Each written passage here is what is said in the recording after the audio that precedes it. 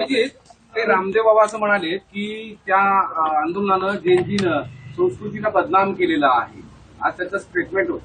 कशा प्रकारे बदनाम केलंय? लोकतंत्रासाठी लढून बदनाम केलेले, आपल्या हक्कासाठी लढून बदनाम केलेले, पेपर फुटीच्या विरोधात लढून बदनाम केलेले. जर याला संस्कृती बदनाम करणं म्हणतात, जर लोकतंत्रासाठी लढणं, संविधानाच्या रस्त्यावर चलून विरोध प्रदर्शन करणं, डॉक्टर बाबासाहेब आंबेडकरांचा फोटो घेऊन चालणं, महात्मा गांधीचा फोटो घेऊन चालणं, जे भीमचे नारे लावणं संस्कृती बदनाम करणे, तर रामदेव बाबांना सांगा आम्ही करतोय संस्कृती बदनाम.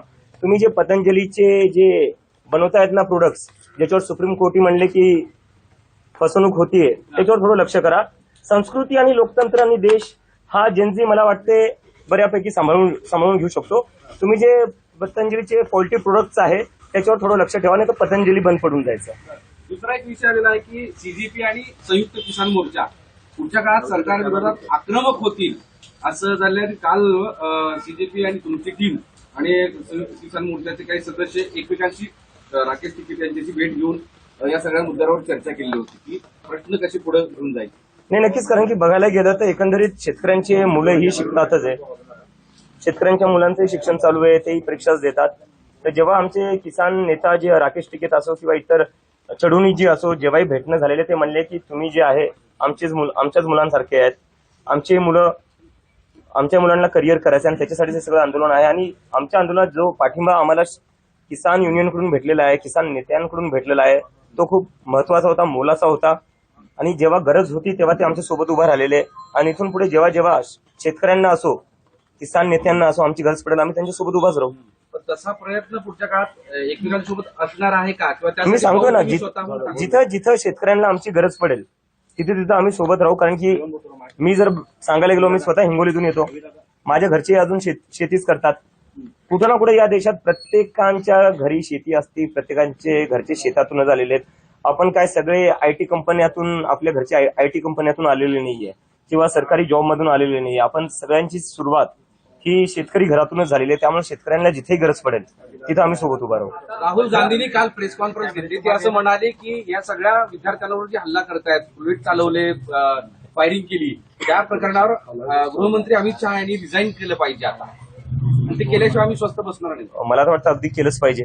कारण की दुसरा एक प्रश्न हा पण येते की कॉक्रोच जनता पार्टीला बाहेरून फंडिंग येते किंवा बाहेरून चालवण्यात येते. तर माझ्या मनात असा प्रश्न येतो, अमित शहा असताना हे सगळं शक्य कसं काय झालं?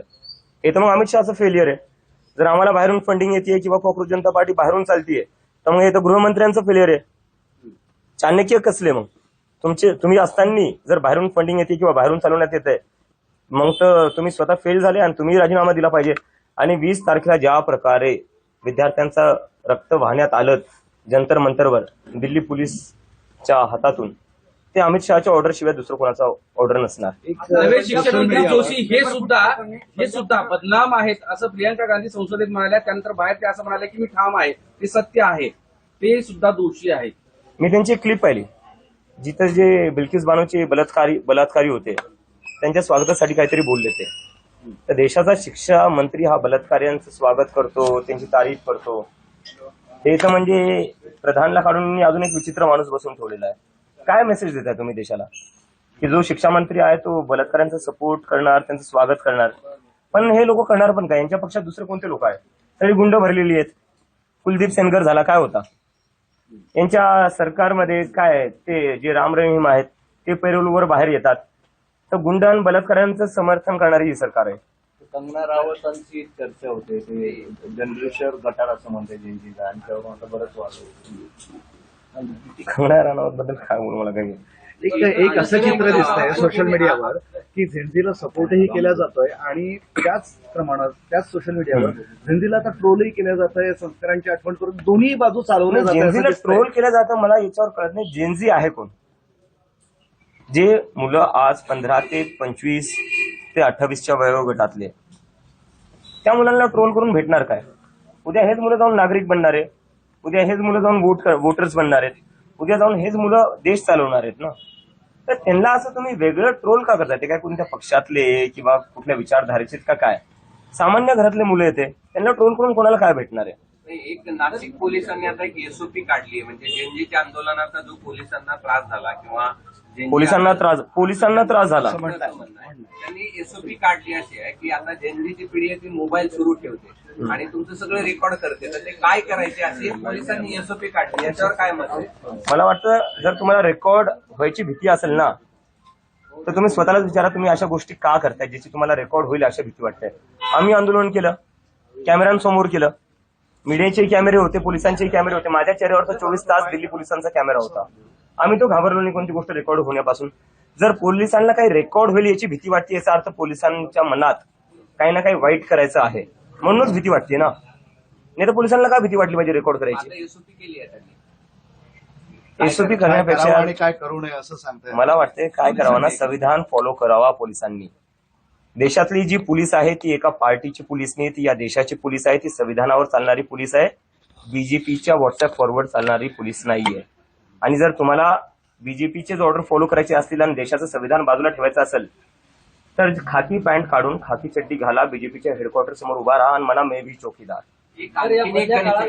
आणखीन एक कनेक्शन लावलं जात आहे की आपण जिथे मुक्कामी होतात तो राष्ट्रवादीचा कुठला त्यांचा प्रवक्ता आहे, ते तर मी स्वतः सांगितलेलं शरद आहे. पवारांचा, आणि शरद पवारांची मोदींची भेट हा. आणि मोदींना शरद पवारांचं केलेलं दारातलं स्वागत हा. आणि अभिजित अरे असं बापरे. एक गणित लावलं जातं, याच्याबद्दल काय? असे गणित तर भरपूर लागले. आधी जॉर्ज सोरसचं गणित लागलं, मग चायनाचं लागलं, मग पाकिस्तानचं लागलं.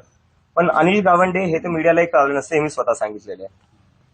आणि अनिश माझा चांगला मित्र आहे आणि मित्र म्हणून मी त्याच्या घरी राहिलो. अनिश म्हणला तू कुठेही दिल्लीत असशील, आणि फक्त पहिल्यांदा नाही, मी याच्या आधी दिल्लीत गेलो होतो. अनिशच्या इथं मी भेट द्यायला जायचो, राहायचो.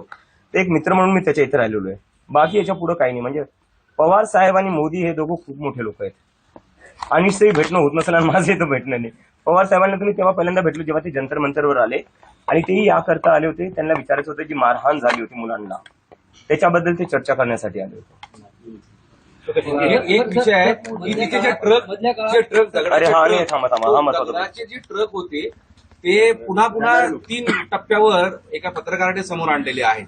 की मग पहिल्या दिवशी सांगितलं की आम्ही ते कुठेतरी ऍक्सिडेंट झाला होता म्हणून ते खाली करून टाकलं. दुसऱ्या दिवशी तो कुठे दिसला, आंदोलनस्थळी दिसला. दुसऱ्या दिवशी असं काहीतरी बरंच शिकवेल. हे मी स्वतः- मला कळाले वाटतं. हे म्हणजे आता नाही कळालंय, हे तुम्हाला उशिरा कळालंय. हे तुम्हाला उशिरा कळालंय. 19च्या रात्री आणि 20 तारखेला सकाळी 5:30 वाजता ते ट्रक मी स्वतः पाहिले होते. दगडांनी भरून आणलेले ट्रक दिल्ली पोलिसांनी लावले होते, आणि फक्त ट्रकच नव्हते, एक ऑलरेडी डॅमेज झालेली व्हॅन तिथं उभा केली होती जंतर मंतर जवळ. आणि जेव्हा मी पोलिसांना विचारलं, मी तो व्हिडिओ काढून मी स्वतः ट्विट केला होता. तुम्ही 20 तारखेचं माझं ट्विट बघा. सकाळी 6 वाजता मी ट्विट केलं होतं की दगडांनी भरलेला ट्रक हा सेंट्रल दिल्ली सारख्या सेन्सिटिव्ह ठिकाणी आला कस काय, आणि त्याच्या बाजूलाच एक तुटलेली व्हॅन कस काय उभा झाली. तेव्हा तर आमचा मार्चही सुरू झालेला नव्हता. तर पोलिसांनी हे आधीच प्लॅनिंग केलं होतं की एक दगडांनी भरून ट्रक आणून ठेवायचा, एक आधीच फुटलेली व्हॅन उभा करायची, म्हणजे दुसऱ्या दिवशी सांगता येईल विद्यार्थ्यांनी दगडफेक केली. दगडफेकचं हे पूर्ण जे प्लॅनिंग होतं हे ऑर्केस्ट्रेट पूर्ण दिल्ली पोलिसांनी केले. आणि मला याची आशंका जेव्हा होती तेव्हा मी स्वतः डीसीपीला जाऊन भेटलो आणि मी डीसीपीला विचारलं हा दगडांनी भरलेला ट्रक इथं आला कस काय. डीसीपी मला म्हणता अरे अभिजित तुम्ही काही विचार करताय, हा एमसीडीचा ट्रक आहे, बांधकाम जे चालू होतं हा त्याचा सगळा तुमचा एक व्हिडिओ हा तो डेब्रिस त्याचं आहे म्हणे, बांधकाम जे चालू आहे. मी म्हणलं तुम्ही दुसरं कोणाला येड्यात काढा, आम्हाला येड्यात काढू नका. आम्हाला माहिती आहे पोलीस कशा प्रकारे अमित शहाची ऑर्डर फॉलो करते आणि कशा प्रकारे आधीच दगडांनी भरलेले ट्रक उभा करते, एक तुटलेली गाडी उभा करते, आणि नंतर बीजेपीचे गुंडे येतात, तेच दगड घेऊन बीजेपीचेच गुंडे पोलिसांवर फेकतात. आणि नंतर एकंदरीत असं सांगायचं की जे लोक विरोध प्रदर्शन करत होते, जे लोक आंदोलन करत होते त्यांनी दगड फेकली. पोलीस, बीजेपीचे गुंडे हे सगळे सुनियोजितपणे 60 गाठीत यांचं सगळं हे प्लॅनिंग चालू असतं. आणि पहिली वेळ नाहीये. किसान आंदोलनमध्ये हेच केलेलं आहे, सीएनआरसी मध्ये हेच केलेलं आहे.